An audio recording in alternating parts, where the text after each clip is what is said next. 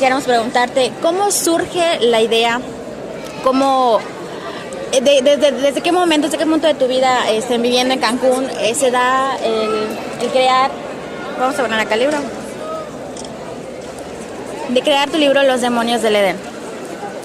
Bueno, es un trabajo periodístico que respondió a una nota inicial en la que una chica que escapó de toda esta red de trata, explotación sexual, fue a pedir ayuda a la Procuraduría de Quintana Roo y la gente de la Procuraduría la volvió a maltratar, la revictimizó y no hicieron nada en realidad por ayudarla, y a partir de ese momento me empecé a involucrar en investigar el caso y conocí a más y a más víctimas y me metí de lleno para investigar a todos los que estaban involucrados en esta red de trata de personas, que finalmente, después de haber publicado el libro y de que la Fiscalía General para los Derechos contra la Violencia hacia las Mujeres en la PGR pudiera demostrar no solamente que mi libro decía la verdad, sino que esta era una red internacional en la que estaban implicados muchos más hombres poderosos de diferentes países, no solamente los mexicanos a los que yo denuncio. Comentaste ayer que tuviste, para las esclavas del poder, tuviste que hasta hacer un papel de prostituta y todo. Cuéntanos un poco todo sobre estos procesos de investigación tan profundos que haces, qué tan doloroso llega a ser, qué tan difícil llega a ser.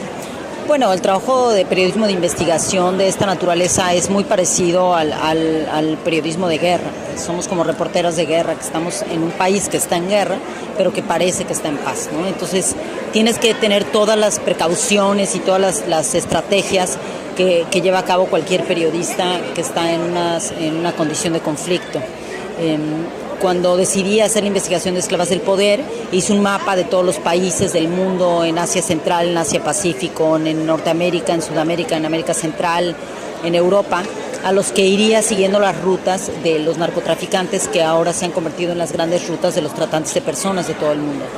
Y para hacerlo entendí que había ciertos lugares en los que no podría entrar a menos que me disfrazara. Entonces, bueno, pues soy alumna de Gunther Wollraff, que es uno de los periodistas expertos en todo este tipo de periodismo en el que tienes que disfrazarte para poder insertarte o infiltrarte en los espacios de investigación, porque de otra manera te matarían de inmediato.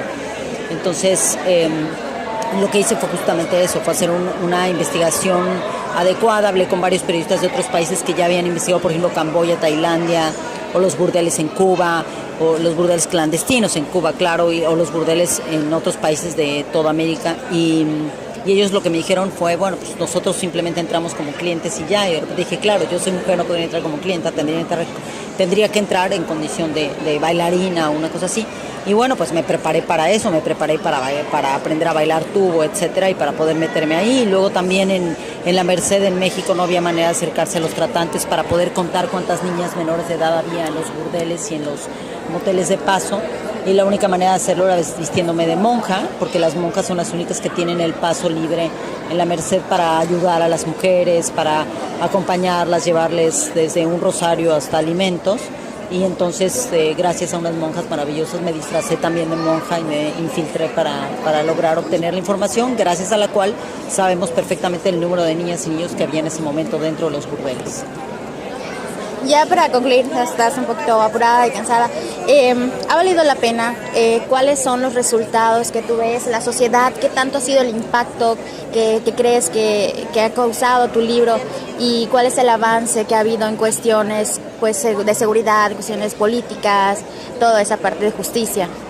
Bueno, por supuesto que ha valido la pena. Yo soy una periodista profesional que considera que el periodismo tiene que ser una herramienta de utilidad para la sociedad, para que la sociedad se informa y discuta, tome decisiones sobre las cosas que aprende, que conoce o que denuncia.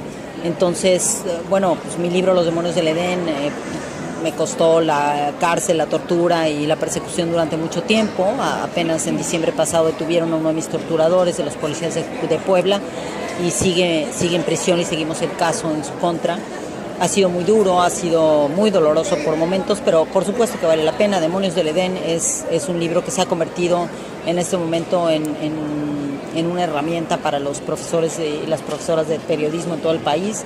Lo utilizan los estudiantes como libro de texto para ética deontológica en periodismo, y ya con eso yo me doy por bien servida. Es el sueño dorado de cualquier periodista, que su trabajo sea útil para la sociedad y pueda ser también útil para sus compañeros que vienen las próximas generaciones.